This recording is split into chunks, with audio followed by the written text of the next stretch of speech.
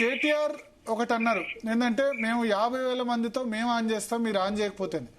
మీ ఉద్దేశంలో ప్రభుత్వం ఈ సీజన్ మొత్తం ఆన్ చేయదా? ఒకవేళ ఆన్ చేయకపోతే ప్రభుత్వానికి లాస్ కదా. మీరు అంటే కనుక రైతుల నుంచి అయినా తాగునీరైనా ఇబ్బంది పడుతుంది కదా. వాళ్ళు మాత్రం ఎందుకు అట్లా అఫోర్డ్ చేస్తారు? నేను సపోర్ట్ చేస్తున్నా. టీఆర్ఎస్ తీసుకున్న నిర్ణయం కరెక్ట్. బీజేపీ కూడా చేయగలపాలి. ప్రజలను పెద్ద ఎత్తున తీసుకుపోవాలి. కన్నపల్లి పంపులు ఆన్ చేయాలి. అన్నారం ఎట్లా పనికొస్తుందో నిరూపించాలి. రేవంత్ రెడ్డి యొక్క నగ్న స్వరూపాన్ని ప్రజల ముందు బట్ట బయలు చేయాల్సిన అవసరం ఈ రాజకీయ పార్టీల మీద ఉంది. ఇవాళ బీజేపీ న్యూట్రల్ గా ఉన్నా లేకుంటే రేవంత్ రెడ్డి సానుభూతిగా ఉన్నా కూడా ఆ పార్టీ మట్టి కొట్టుకపోతుంది. నేను ఉన్నా కాబట్టి చెప్తున్నాను. ఇవాళ మీరు ప్రజల కోసం ఉంటారా లేకుంటే ఈ చేసే వైపు ఉంటారా? కాంగ్రెస్ నాయకులు మంత్రులు ఆలోచించాలి. రేవంత్ రెడ్డి డ్రామాలన్నీ ఉత్తమ్ కుమార్ రెడ్డి తెలుసండి, కానీ ఆయన ఏం చేయలేని నిస్సహాయ స్థితిలో ఉన్నాడు. ఆయనకు రిపోర్ట్ చేసిన ఇంజనీర్లు కూడా నాకు చెప్పారు ఏమనంటే, మేము చెప్పామండి కానీ మంత్రి గారి చేతిలో ఏమున్నదండి, అంతా రేవంత్ రెడ్డి గారు చెప్పినట్టు నడుస్తుంది. భరత్ గారు ఆఫ్ ది రికార్డు చెప్తున్నా జల సౌదా నిట్ట నిలువుగా చీలిపోయిందండి. ఇంజనీర్లంతా కూడా తెలంగాణ ప్రజలకు కమిట్మెంట్ తో ఉన్నారు. వాళ్ళు ఉద్యమంలో పాల్గొన్న వాళ్ళు ఇంజనీర్లంతా వాళ్ళు ఇది అవమానాన్ని అన్యాయాన్ని భరించలేకపోతున్నారు. వాళ్ళు రెండుగా చీలిపోయారు జల సౌదా ఇంజనీర్లంతా. అంటే అన్నారం సుంజిల్లు ఎంత మంచిగా ఉంటే ఈ పనికిరావాలంటాడు ఏంది రేవంత్ రెడ్డి? రేవంత్ రెడ్డిని దగ్గర వాళ్ళు అడిగితే నేనేం చేయాలి, ముఖ్యమంత్రి గారికి ఇష్టం లేదు.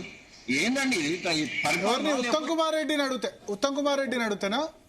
శరత్ గారు చెప్పాలి. శరత్ గారు, నేను పేరు మార్చుకుంటాను, దేశం వదిలిపోతానండి అన్నారం సుందిలకు ఏమన్నా అయితే.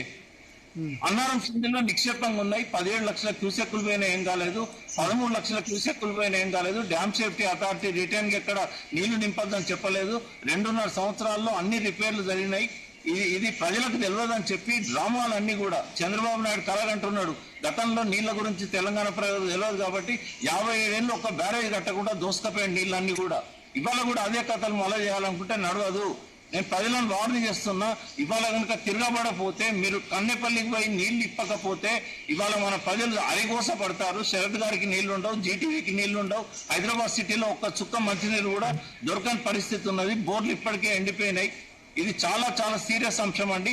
ఒక్క వ్యక్తి తన స్వార్థం కోసం తెలంగాణను బలి చేస్తానంటే తెలంగాణ ప్రజలు చూస్తూ ఊరుకుంటే ఇక మేము సిగ్గుపడాల్సి వస్తుంది. ఇటువంటి వాళ్ళ కోసమో తెలంగాణ తెచ్చిందని. తెలంగాణ ప్రజలను నేను వార్నింగ్ చేస్తున్నాను, తిరగబడండి. కన్నపల్లి పంపుల నీళ్లను ఇవాళ అన్నారం నింపాలి, సుందిళ్ళ నింపాలి, హైదరాబాద్ తరలించాలి. 1,42,00,000 హైదరాబాద్ సిటీలో ఉన్నారు. వీళ్ళందరికీ ట్యాంకర్స్ ఒక్క రోజు బుక్ చేస్తే 10 రోజులకు వస్తున్నాయి. ఏం చేస్తారండి? ఎల్లినోళ్ళ వర్షాలు పడకపోతే ఏం చేస్తాడు రేవంత్ రెడ్డి? తన ఎక్కిన కొమ్మ నరుక్కుంటున్నాడు. అది ఆయనకు కూడా నష్టం. మరి నరుక్కుంటాడు. రేపు హైదరాబాద్ నీళ్ళకి ఇబ్బంది పడితే ఎందుకు వస్తాయండి? నీళ్ళు లేకపోతే పరిశ్రమలు బంద్ పెట్టాల్సి వస్తుంది. కిరణ్ కుమార్ రెడ్డి కరెంట్ హాలిడే ఇచ్చాడు, ఇవాళ వాటర్ హాలిడే ఇవ్వాల్సి వస్తుంది రేవంత్ రెడ్డి.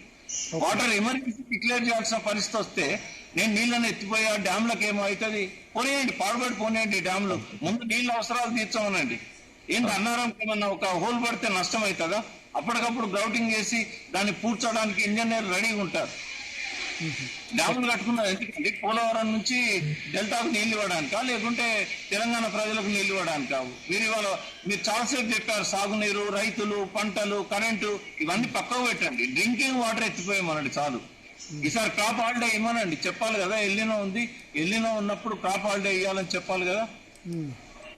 ఓకే శరత్ గారు.